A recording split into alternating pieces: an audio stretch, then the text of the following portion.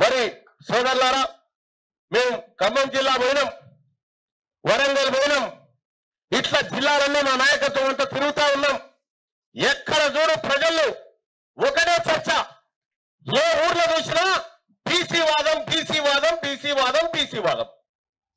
ఆఖరికి 15 ఆగస్టు రోజు జెండా ఎగరేస్తే కూడా ఛత్తీస్గఢ్ అడవిలో పక్కన ఉన్నటువంటి బీసీ కులాలన్నీ కూడా జై బీసీ అని నినదిస్తా ఉన్నాయి. ఎక్కడికి పోయినా ఇలా బీసీల చర్చ జరుగుతుందంటే మేము ఏ స్థాయిలో పోరాటం చేస్తున్నామో మీరు అర్థం చేసుకోండి. ఎక్కడ రాజీ పడవం. మా ఎంబీసీ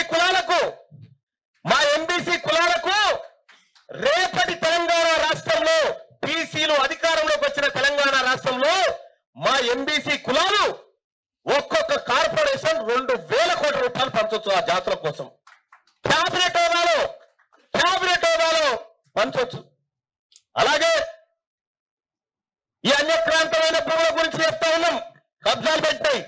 రేపటి తెలంగాణ రాష్ట్రంలో 2028లో బీసీ ప్రభుత్వం ఏర్పడిన తర్వాత ల్యాండ్ సీలింగ్ యాక్ట్ ను పకడ్బందీగా ఇంప్లిమెంట్ చేస్తాం. తెలంగాణ రాష్ట్రంలో ఉన్న ప్రతి బీసీ కుటుంబానికి 2 ఎకరాల భూమి వాళ్ళకి పంచేటట్టు చేస్తాం. విద్యా ఉద్యోగాల విషయంలో కూడా ఈ బీసీ బిడ్డలకు సరైన అవకాశాలు దక్కే విధంగా చేస్తాం. మేము ఏం చెప్తా ఉన్నాం, మీ సొమ్ము గుంజుకుంటామని చెప్తున్నామా?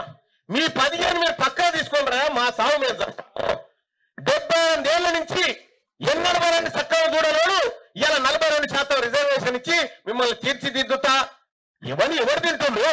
సరే, మాది 42, మా ఎస్సీ సోదరులది 15 అనుకో, 17 అనుకో పోని, మా ఎస్టీ సోదరులు 10. ఎంత అవుతుంది సార్ మొత్తం?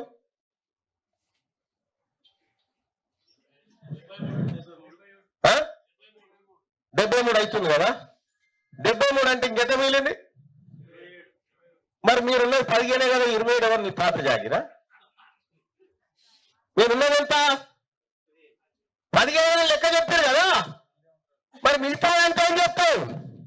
ఇక ఈయనే ఉంది పంచాయతీ. అందుకోసమే నీ 15 తీసుకొని పక్కకు జరుగును. ఆయన మీతో సోపటే వద్దు మాకు. ఈ బీసీలకు, ఈ తెలంగాణ రాష్ట్రంలో ఉన్న రెడ్లకు వెలమకు ఎప్పుడో దండం తగ్గిపోయింది. జయశంకర్ సార్ కరలుగన్న బీసీ రాజ్యం కోసం, జయశంకర్ సార్ తప్పించినటువంటి ఈ బీసీ సామ్రాజ్యం కోసం ఇవాళ బీసీ జేఏసీ నడుము గట్టి ముందుకు వస్తా ఉంది.